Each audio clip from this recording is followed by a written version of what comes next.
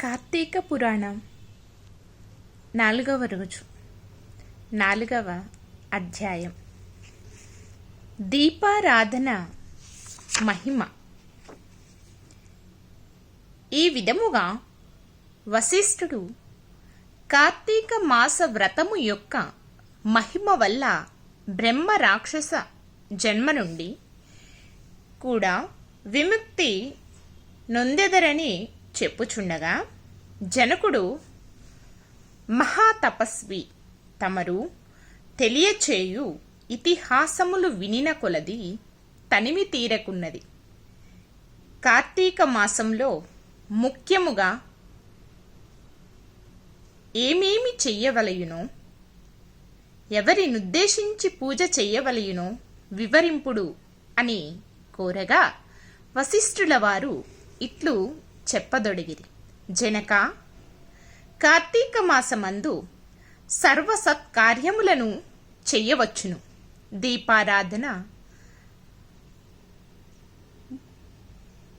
దీపారాధన అతి ముఖ్యం.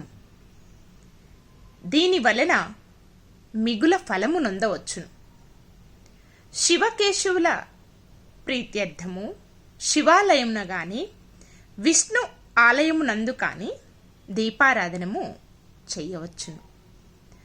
సూర్యాస్తమయం మందు కానీ దీపము ఉంచిన వారు సర్వ పాపములను పోగొట్టుకొని వైకుంఠ ప్రాప్తి నొందుదురు.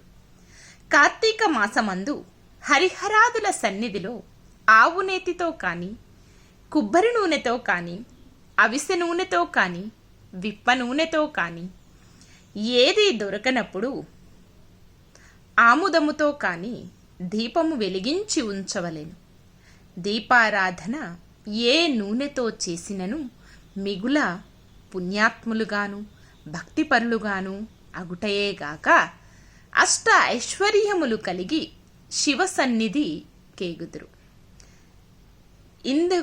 ఇందుకొక కథ గలదు, వినుము. శత్రుజిత్ కథ. పూర్వము పాంచాల దేశమును పాలించుచున్న రాజుకు సంతతి లేక అనేక యజ్ఞ యాగాదులు చేసి తుదకు విసుగు చెంది గోదావరి తీరమున నిష్ఠతో తపమాచరించుచుండగా, నచటకు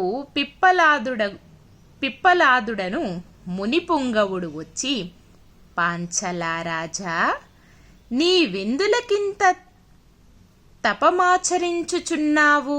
నీ కోరిక ఏమి అని ప్రశ్నించగా, ఋషి పుంగవ, నాకు అష్ట ఐశ్వర్యములు, రాజ్యము, సంపద ఉన్నను నా వంశము నిల్పుటకు పుత్ర సంతానము లేక కృంగి కృషించి ఈ తీర్థస్థానమున తపమాచరించుచున్నాను అని చెప్పాను. అంత మునిపుంగవుడు, ఓయి, కార్తీక మాసమున శివ సన్నిధిని శివదేవుని ప్రీతి కొరకు దీపారాధనము చేసిన ఎడల నీ కోరిక నెరవేరగలదు అని చెప్పి వెడలిపోయెను. వెంటనే పాంచలారాజు తన దేశమునకు వెడలి పుత్ర ప్రాప్తికై అతి భక్తితో శివాలయమున కార్తీక మాసము 4 రోజులు దీపారాధన చేయించి దాన ధర్మాలతో నియమానుసారముగా వ్రతము చేసి ప్రసాదములను ప్రజలకు పంచిపెట్టుచు విడువకుండా 9 దినములు అటులే చేసెను. తత్పుణ్య కార్యము వలన ఆ రాజు భార్య గర్భవతి అయి క్రమముగా 9 మాసములు నిండిన తరువాత ఒక శుభ ముహూర్తమున ఒక కుమారుని గనెను. రాజకుటుంబీకులు మిగుల సంతోషించి తమ దేశమంతటను పుత్రోత్సవములు చేయించి బ్రాహ్మణులకు దాన ధర్మములు చేసి ఆ బాలునకు శత్రుజిత్ అని నామకరణము చేయించి అమిత గారాభముతో పెంచుచుండిరి. కార్తీక మాస దీపారాధన వలన పుత్ర సంతానము కలిగినందువలన తన దేశమంతటను ప్రతి సంవత్సరము కార్తీక మాస వ్రతములు దీపారాధనలు చేయుడని రాజు శాసించెను. రాజకుమారుడు శత్రుజిత్ దినదిన ప్రవర్ధమానుడగుచు సకల శాస్త్రములు చదివి ధనుర్విద్య, కత్తిసాము మొదలగునవి నేర్చుకొనెను. కాని యవ్వనము రాగానే దుష్టుల సహవాసము చేతను తల్లిదండ్రుల గారాభము చేతను తన కంటికి ఇంపోగు స్త్రీలను బలాత్కరించుచు ఎదిరించిన వారిని దండించుచు తన కామవాంఛ తీర్చుకొనుచుండెను. తల్లిదండ్రులు కూడా తమకు లేక కలిగిన కుమారుని ఎడల చూచి చూడనట్లు విననట్లు ఉండిరి. శత్రుజిత్ ఆ రాజ్యములో తన కార్యములకు అడ్డు చెప్పు వారలను నరుకుదునని కత్తి పట్టుకొని ప్రజలను భయకంపితులను చేయుచుండెను. అటులా తిరుగుచుండగా నొక దినమున నొక బ్రాహ్మణ పడుచును చూచుట తటస్థించెను. ఆమె ఒక ఉత్తమ బ్రాహ్మణుని భార్య, మిగుల రూపవతి. ఆమె అందచందములను వర్ణించుట మన్మధుడికైనను సఖ్యము కాదు. అట్టి స్త్రీ కంటపడగానే రాజకుమారిని మతి మందగించి కొయ్యబొమ్మ వలె నిశ్చేష్టుడై కామ వికారముతో నామెను సమీపించి తన కామవాంఛ తెలియజేసెను. ఆమె కూడా అతని సౌందర్యానికి ముగ్ధురాలై కులము, శీలము, సిగ్గు విడిచి అతని చెయ్యి పట్టుకొని తన శయ్యనుంది రానికి తీసుకొని పోయి భోగములననుభవించెను.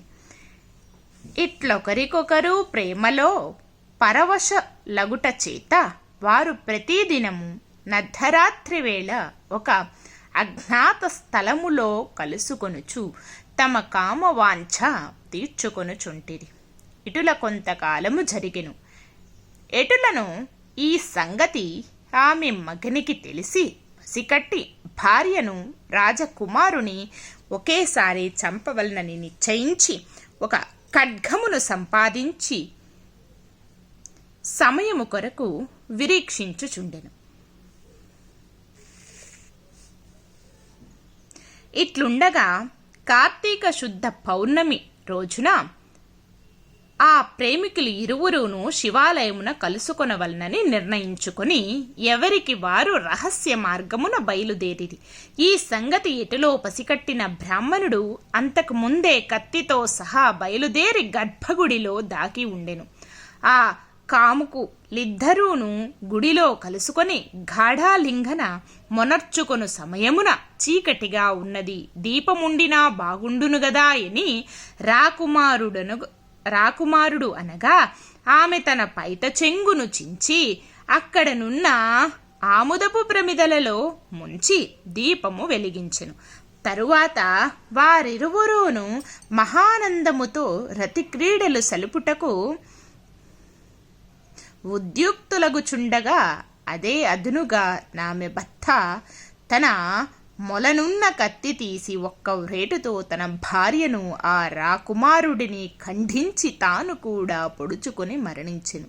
వారి పుణ్యం కొలది ఆ రోజు కార్తీక శుద్ధ పౌర్ణమి సోమవారమగుట వలనను ఆ రోజు ముగ్గురును చనిపోవుట వలనను శివదూతలు ప్రేమికులిరువురిని తీసుకొని పోవుటకును యమదూతలు బ్రాహ్మణుని తీసుకొని పోవుటకును అక్కడికి వచ్చిరి.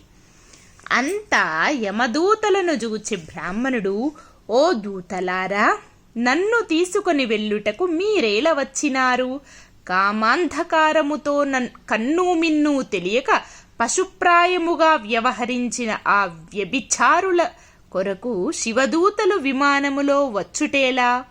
చిత్రముగానున్నదే అని ప్రశ్నించెను. అంత యమకింకరులు, ఓ భాపడా, వారెంతటి నీచులైనను ఈ పవిత్ర దినమున అనగా కార్తీక పౌర్ణమి సోమవారపు దినము దినమున తెలిసో తెలియకో శివాలయములో శివుని యొక్క సన్నిధిని దీపము వెలిగించుట వలన అప్పటి వరకు వారు చేసిన పాపములన్నీయును నశించిపోయినవి. కావున వారిని కైలాసమునకు తీసుకొని పోవుటకు శివదూతలు వచ్చినారు అని చెప్పగా ఈ సంభాషణమంతయు వినుచున్న రాకుమారుడు, అలా ఎన్నటికీ జరగనివ్వను.